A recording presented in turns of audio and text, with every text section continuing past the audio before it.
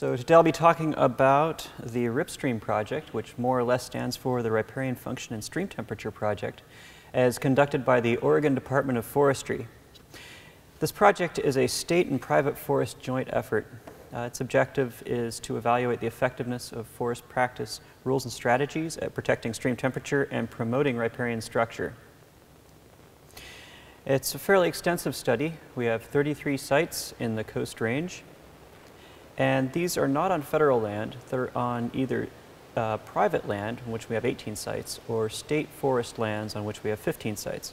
And all of these sites are on medium and small type F streams, and that's a legal definition. F stands for fish, and they're essentially getting towards the headwaters. So in order to protect stream temperature, Department of Forestry relies on some buffer rules. And for private forest and state forests, everybody has to follow the Forest Practices Act. So for private lands, there's a 20-foot no-cut buffer. And if you are on a small type F stream, you have a limited entry buffer out to 50 feet. And if you're on a medium stream, that goes out to 70 feet. For state forests, they have other management objectives than timber extraction. So their buffers are 25-foot no-cut. And then they have a limited entry buffer from 25 feet to 100 feet, where you're only supposed to cut if that can, it's envisioned to benefit the riparian area in the future, reach desired future conditions faster. From 100 feet to 170 feet, depending on what's in that first buffer, there is some timber extraction based on existing basal area of conifers.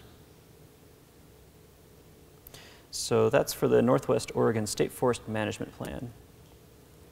So every one of those blue dots I showed earlier, we have 7 years of data collection at.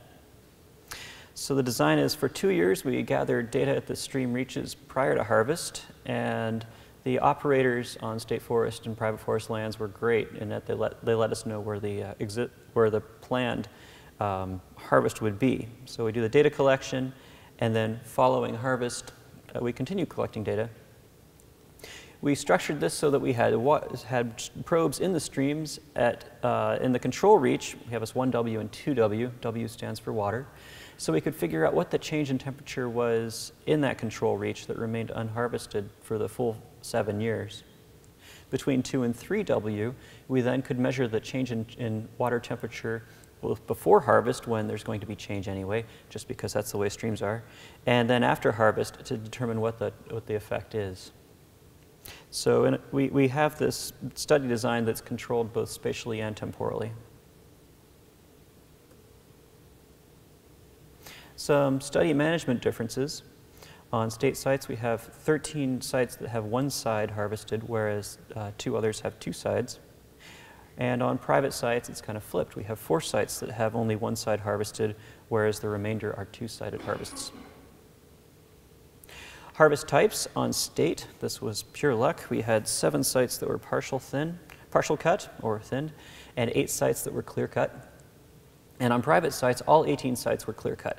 So if you consider the differences in buffer width as well as the management prescription, we have some differences in these harvest management practices. So where we are, this study began in 2002, and so at this point we're sitting on a great deal of information. We have lots of stream temperature data. We also did hemispherical photography up and down the channels multiple times. Channel morphology, we had some OSU intern crews go up these stream channels every other year and collect information on stream gradient, various types of widths, depth, and so on. And then both in the treatment reach and in the upstream control, we had 2 vegetation plots in each that were 500 feet by 170 feet on either side of the stream, and 100% crews and a great deal of understory vegetation measurement. So in a nutshell, we've sampled this a lot. Our questions that I'll be addressing this morning are: how did temperature change immediately post-harvest, and then again over the full 5 years post-harvest? And did harvest or harvest type affect state sites? And I throw that in here given the type of meeting we're at. So looking immediately post-harvest, and what I mean by that is the first 2 years post-harvest, we asked, to what degree does stream temperatures change and why? And what we found was the average change for private sites was plus 0.7 degrees Celsius. There's some range there. Some sites increased by 2.5 degrees Celsius, whereas others decreased by about 1 degree Celsius. And we did not find a change in temperature for state sites, but on the sites that did change, we found that the temperature increases were related to declines in shade. And then in turn, we did another analysis that looked at shade and found that that was related nicely to basal area and tree height. So the more basal area, the more shade, and the shorter the trees, the more shade. And these results just came out in Forest Ecology and Management about a month ago.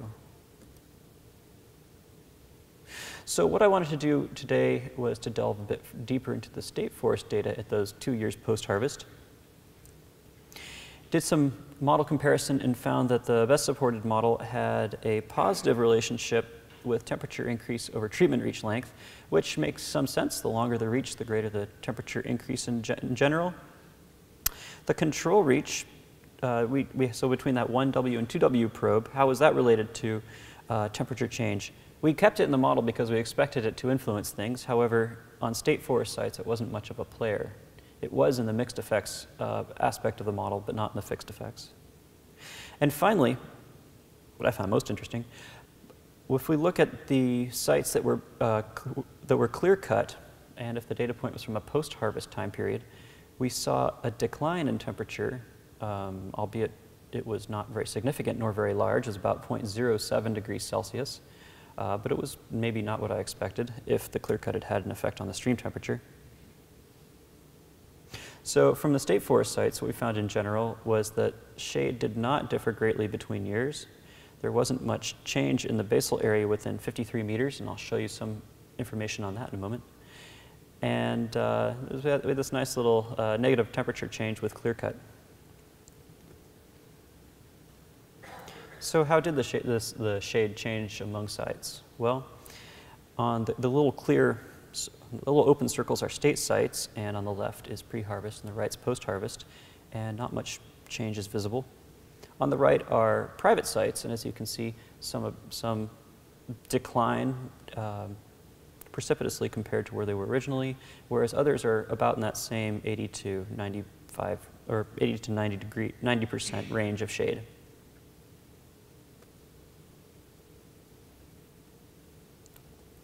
Basal area reduction. So this is cumulative basal area, and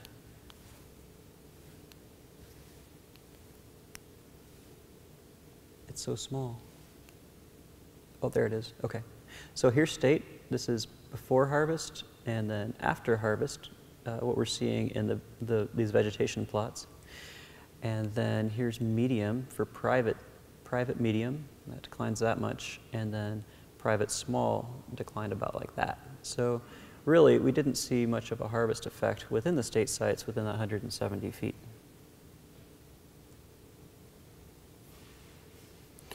Pushing that a little further, so we looked at the individual state sites and asked, okay, what was the basal area change between pre-harvest and post-harvest? And there were really only 3 sites that had much change at all. The change we observed in the other sites, it kind of fell within an envelope of some sites appeared to gain in basal area, and some sites appeared to lose basal area by about the same amount. This was outside of that. And so these 3 sites, some drop more than others, and you'll be hearing more about one of these sites a little later on.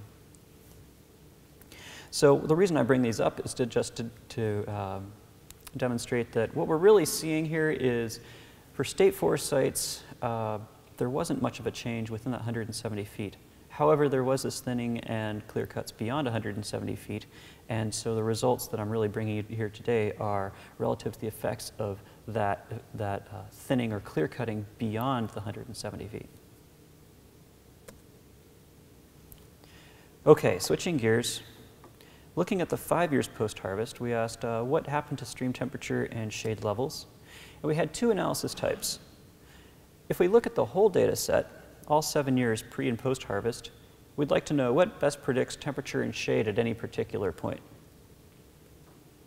However, not all sites responded the same way, and so we also wanted to ask a second question, which was, given the degree of change at a site, pre and post harvest, how did that site respond?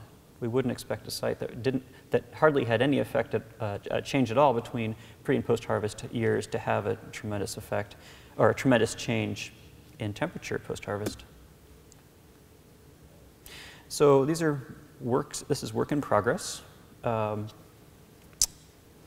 For maximum temperature, maximum daily temperature all 7 years, and I grabbed some sites to throw them up there as some examples. The little black circles are pre-harvest years, they're stacked, and the white circles are sequential post-harvest years. The response variable is the change in treatment temperature, so you have the downstream 3W probe minus the upstream 2W. And we had some possibilities for modeling. We can say that perhaps stream temperature was going to decline as vegetation ingrowth occurred after the initial harvest, or perhaps everything just stays the same. And what we found was the little blue line was, in fact, supported. Incorporating years post-harvest did not improve model fit. The best supported predictors were treatment reach length, once again positive, control temperature change, so there was an inverse relationship in what happened in the control reach versus the treatment reach. Shade, the less shade, the greater the temperature increase. And whether or not a site was a private site and the data point was post-harvest.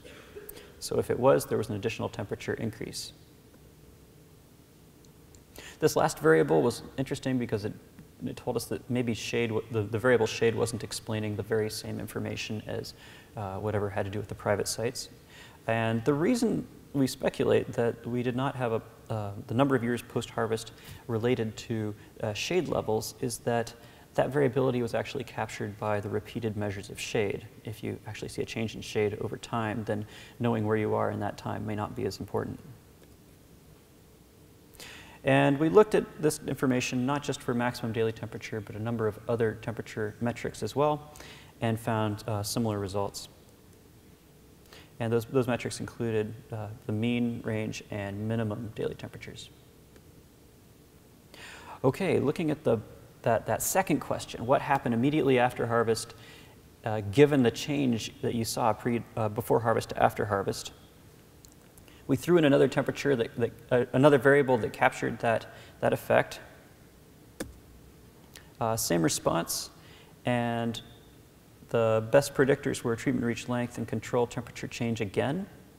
That new change variable looked like it was useful. Basically, the greater the change, the greater the temperature after harvest, which seemed pretty obvious. And then we also had years post-harvest that was supported and their interactions.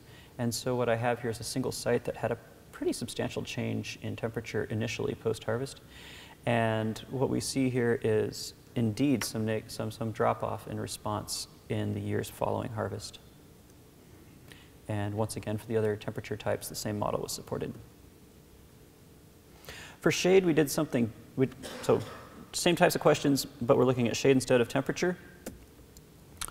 And we only had vegetation plot information, so basal areas and such, available to us pre-harvest and post-harvest. We wanted to grab it again post-5 harvest, but then terrible things happened in 2009. Budgets got cut, and it didn't happen. So once again, with shade, we can ask, does shade just kind of, once you cut, that's the way it is going to be for a number of years?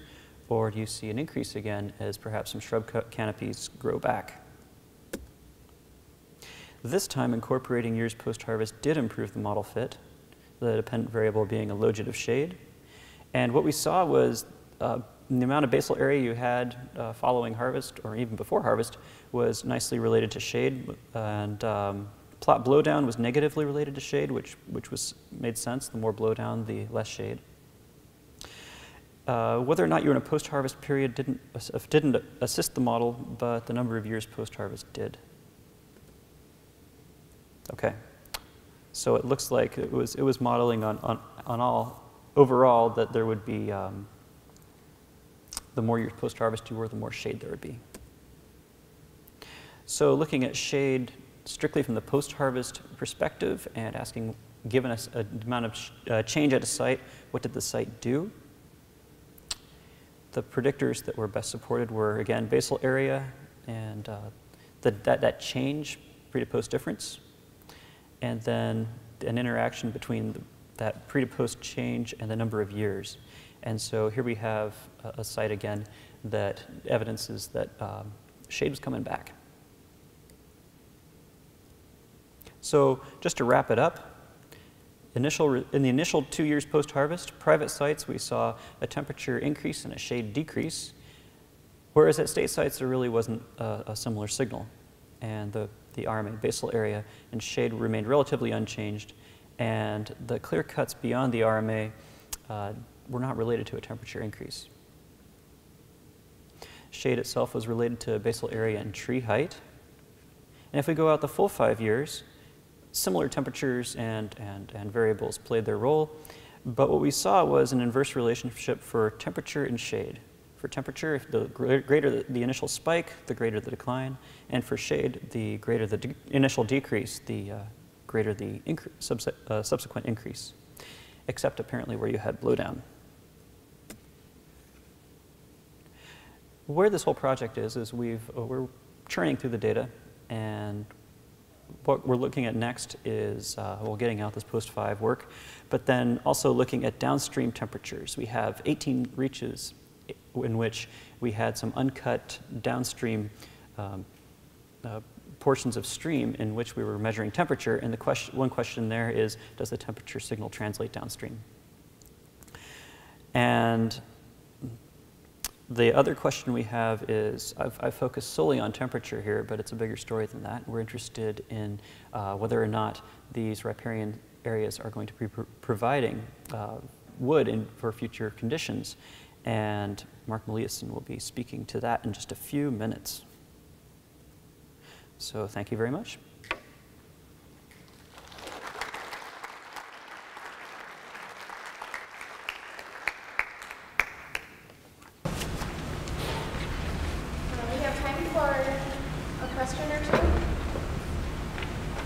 Was the initial temperature change you saw on the private stands, is that considered to be a significant change in the water quality of that stream? Or, I mean, is it still meeting state standards for water quality if it rises that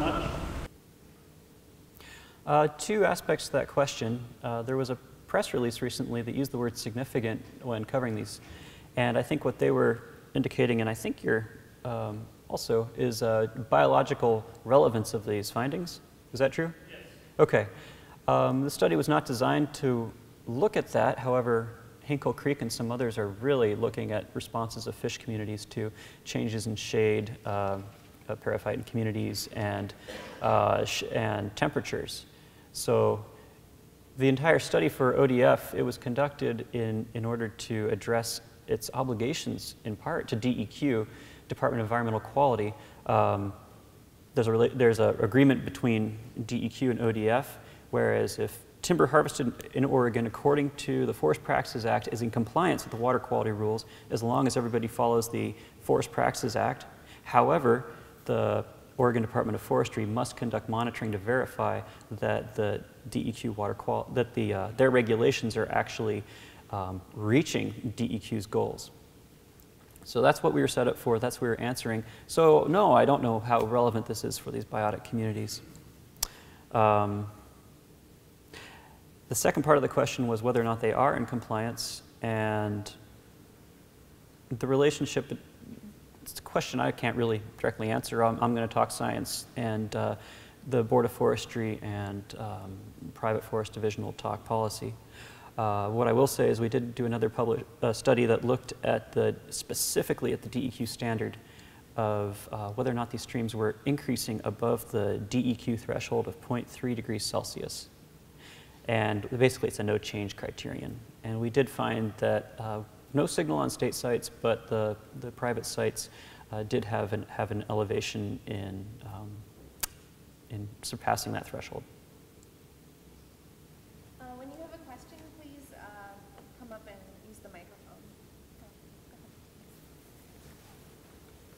Hey, Jeremy, I had a quick question. In 1994, Mark Huff had proposed a riparian buffer study called the Zipper Study, where only one side of a stream would be harvested, and then that would alternate in other reaches.